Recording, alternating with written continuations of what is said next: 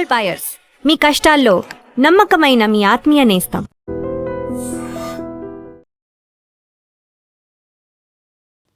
నమస్తే, welcome to I dream talking point with Kavitha.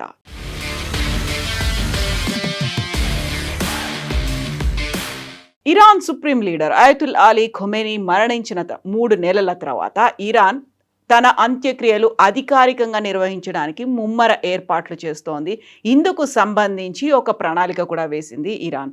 America ఇజ్రాయెల్తో జరిగినటువంటి యుద్ధం కారణంగా ఇప్పటి వరకు వాయిదా పడుతూ వచ్చినటువంటి అలీ ఖమేనీ అంత్యక్రియలు, అంతిమ సంస్కారాలను ఇప్పుడు అత్యంత ప్రతిష్టాత్మకంగా భారీ ఎత్తున నిర్వహించేందుకు ఇరాన్ ప్రభుత్వం ఏర్పాట్లు చేస్తోందని అధికారిక మీడియా నిన్న వెల్లడించింది. 3 దశాబ్దాలకు పైగా ఇస్లామిక్ రిపబ్లిక్ను ఏకఛత్రాధిపత్యంగా నడిపించినటువంటి Ayatollah Ali Khamenei America Israel సంయుక్తంగా జరిపినటువంటి మొదటి విడత వైమానిక దాడుల్లో మరణించారు. అంటే ఫిబ్రవరి 28వ తేదీన మొట్టమొదటి రోజునే ఆయన మరణించారు. ఆ దాడుల అనంతరం ఇరు పక్షాల మధ్య తీవ్ర స్థాయిలో యుద్ధం రాజుకుంది. గత ఏప్రిల్ నెలలో ఖమేనీకి నివాళులు అర్పిస్తూ ఒక స్మారక కార్యక్రమాన్ని నిర్వహించినప్పటికీ యుద్ధ వాతావరణం కారణంగా అప్పట్లో అధికారికంగా ప్రభుత్వం అంత్యక్రియలు నిర్వహించలేదు. ఈ దాడుల్లోనే ఖమేనీ కుమారుడు కూడా తీవ్రంగా గాయపడ్డారని వార్తలు వచ్చాయి. అయినప్పటికీ కూడా ఆయన్ను ఇరాన్ నూతన సుప్రీం లీడర్గా ఎన్నుకుంది. Mustafa Khamenei, Ayatollah Ali Khamenei రెండవ కుమారుడు ఇప్పుడు ఇరాన్ ప్రస్తుత సుప్రీం లీడర్గా ఉన్నారు. అయితే పదవీ బాధ్యతలు స్వీకరించినప్పటికీ ముస్తఫా ఖమేనీ ఇప్పటి వరకు ఒక్కసారి కూడా బహిరంగంగా ప్రజల ముందుకు రాలేదు. ఖమేనీ అంత్యక్రియలు నిర్వహించేందుకు ఖచ్చితమైనటువంటి ఒక తేదీ మీద ఇప్పటికీ స్పష్టత రానప్పటికీ ఈ కార్యక్రమాన్ని సమన్వయం చేయడానికి ఒక ప్రత్యేక ప్రధాన కార్యాలయాన్ని ఏర్పాటు చేసినట్టుగా ఇరాన్ స్టేట్ టీవీ ప్రకటించింది. ఇస్లామిక్ ప్రపంచానికి సంబంధించి టెహ్రాన్ కోఆర్డినేషన్ కౌన్సిల్ అధినేత మెహసిన్ మహ్మదీని ఉటంకిస్తూ ఈ వివరాలను వెల్లడించారు. ప్రస్తుతం వివిధ ప్రభుత్వ సంస్థలు, ప్రభుత్వ విభాగాలు, భద్రతా విభాగాలు ఈ అంతిమ యాత్రకు సంబంధించినటువంటి ప్రణాళికలు, ఏర్పాట్లలో నిమగ్నమై ఉన్నాయి. ప్రస్తుతం ఇరాన్ అధికారిక ప్రకటన వెలువడిన వెంటనే ఈ మహా అంతిమ యాత్రను ప్రారంభించేందుకు అన్ని ఏర్పాట్లు పూర్తి చేస్తున్నట్టుగా మెహసిన్ మహ్మదీ తెలిపారు. ఈ చారిత్రక కార్యక్రమానికి దేశం నలుమూలల నుంచి లక్షలాది మంది ప్రజలు, ప్రపంచ దేశాల ప్రతినిధులు తరలివచ్చే అవకాశం ఉందని, అందువల్ల కట్టుదిట్టమైన భద్రతను ఏర్పాటు చేస్తున్నట్టుగా ఇరాన్ తెలిపింది. గత ఏప్రిల్ నుంచి ఇరు దేశాల మధ్య తాత్కాలిక కాల్పుల విరమణ కొనసాగుతున్నప్పటికీ యుద్ధాన్ని పూర్తిగా ముగించే శాంతి ఒప్పందం మాత్రం ఇంకా కొలిక్కి రాలేదు. ఇలాంటి ఉద్రిక్తతల నడుమ ఇరాన్ తన సర్వోన్నత నాయకుడికి తుది వీడ్కోలు పలకడానికి సిద్ధమవుతోంది. అది కూడా 90 రోజుల తర్వాత ఇప్పుడు అది అంతర్జాతీయంగా ప్రాధాన్యతను సంతరించుకుంది.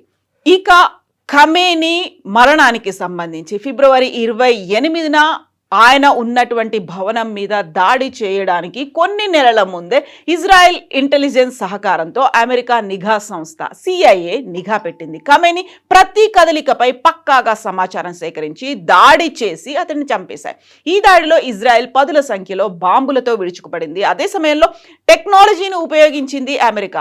అత్యాధునిక ఆంథ్రోపిక్ ఆర్టిఫిషియల్ ఇంటెలిజెన్స్ ని ఈ ఆపరేషన్ ఎపిక్ ఫ్యూరీలో వినియోగించింది. ఖమేనీ నివాసం ఉండే లీడర్షిప్ హౌస్ ను, దాని సమీపంలో 30 బాంబులతో ఇజ్రాయెల్ ఫైటర్ జెట్లు దాడులకు దిగినట్టుగా వాల్ స్ట్రీట్ జర్నల్ అప్పుడే తెలిపింది. ఇరాన్ ఆర్మీ, ప్రభుత్వ పెద్దల సంయుక్త సమావేశం నిర్వహిస్తే దాడి చేసి అందరినీ ఒకేసారి మట్టు పెట్టాలని అమెరికా వేచి చూసింది.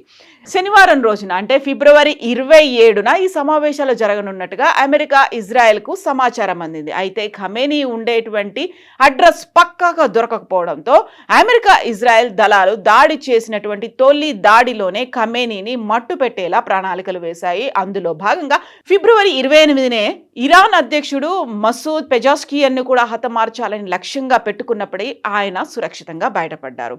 ఆంథ్రోపిక్ క్లౌడ్ పని చేయడం ప్రారంభించింది. ఇరాన్పై అమెరికా దాడులు చేసినట్టుగా వాల్ స్ట్రీట్ జర్నల్ తెలిపింది. ఆ తర్వాత ఆంథ్రోపిక్ AI టూల్స్ని అమెరికా ఫెడరల్ ఏజెన్సీలు వినియోగించడంపై ట్రంప్ సర్కార్ ఆంక్షలు విధించినట్టుగా తెలిసింది. అయినప్పటికీ ఇంటెలిజెన్స్ సహకారం, టార్గెట్లను గుర్తించడం, యుద్ధంలో పద్ధతులను అంచనా వేయడానికి పెంటగాన్ ఈ ఆంథ్రోపిక్ AIను ఉపయోగించింది. ఆపరేషన్ ఎపిక్ ఫ్యూరీలో అమెరికా తన అడ్వాన్స్డ్ ఆయుధాలను ఉపయోగించినట్టుగా వార్ సెక్రటరీ పీటర్ హెగ్జెత్ తెలిపారు. స్టెల్త్ జెట్లు కూడా ఉన్నాయి అనేటువంటి మాట. దీంతో పాటుగా ఇప్పటి వరకు ఇరాన్ వాడుతున్న వస్తువులనే డ్రోన్లను కూడా ఈ దాడిలో అమెరికా యుద్ధ రంగంలో ఉపయోగించింది. ఇరాన్ పరిసర స్థావరాల నుంచి అమెరికా హిమార్స్ రాకెట్లను ప్రయోగించింది. వీటితో పాటుగా దూరంలో ఉన్నటువంటి లక్ష్యాలను ఛేదించే ఆయుధాలను కూడా ఉపయోగించింది.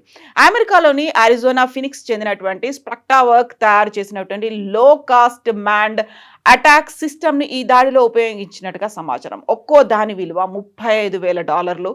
అదే సమయంలో అమెరికా నమ్మకమైనటువంటి ఆయుధం తొహాక్ క్షిపణులను కూడా ప్రయోగించింది. ఒక్కో మిసైల్ ఖరీదు $1.3 మిలియన్. అయితే ఇప్పటికి 3 నెలల తర్వాత అయతుల్లా అలీ ఖమేనీ అంత్యక్రియలు తుది వీడుకోలు పడకడానికి ఏర్పాట్లు చేస్తున్నప్పటికీ ఏ ప్రాంతంలో జరగబోతోంది, ఎప్పుడు చేయబోతున్నారు, ఈ రెండు మాత్రం ఇప్పటికీ అఫీషియల్గా వెల్లడించలేదు. ఒకవేళ దాన్ని కనుక అఫీషియల్గా అనౌన్స్ చేసినట్టయితే ఆ ప్రాంతం మీదే మళ్ళీ అటాక్ చేస్తారు, అమెరికా ఇజ్రాయెల్ దాని మీద దృష్టి పెడతారు అనేటువంటి మాటతో ఇరాన్ అఫీషియల్గా అనౌన్స్ చేయలేదు. ఒకవేళ అనౌన్స్ చేసినటువంటి ప్రాంతం కాకుండా, ఆ డేట్ కాకుండా ఇంకో ప్రాంతంలో ఇంకో రోజు కనుక అంత్యక్రియలు జరిపితే భారీ తుది వీడుకోలు ఇచ్చినట్టు కాదు. కాబట్టి దానికి సంబంధించి ఇరాన్ కూడా ఇప్పుడు చాలా సస్పెన్స్ని అయితే మెయింటైన్ చేస్తోంది. అమెరికా ఇజ్రాయెల్కు తెలియకూడదని, బట్ భారీ సంఖ్యలో అక్కడ ఇరాన్ ప్రజలు హాజరవుతారు అని అనుకున్నప్పుడు మొత్తం శాంతి ఒప్పందం కుదిరి యుద్ధం ఆగిపోయిన తర్వాత జరుపుతారు అనేటువంటి వార్తలు కూడా వినిపిస్తున్నాయి. ఓవరాల్గా అయితే అంత్యక్రియలకు ఏర్పాట్లు జరుపుతున్నప్పటికీ ఇంకా సస్పెన్స్ కొనసాగుతూనే ఉంది. 3 నెలలు గడిచాయి, ఈ 4వ నెల ఎంటర్ అయింది, బట్ ఇప్పటికీ ఆ స్టాండ్ స్టిల్ సిచ్యువేషనే ఉంది. మీరేమనుకుంటున్నారో కామెంట్స్ రూపంలో తెలియజేయండి.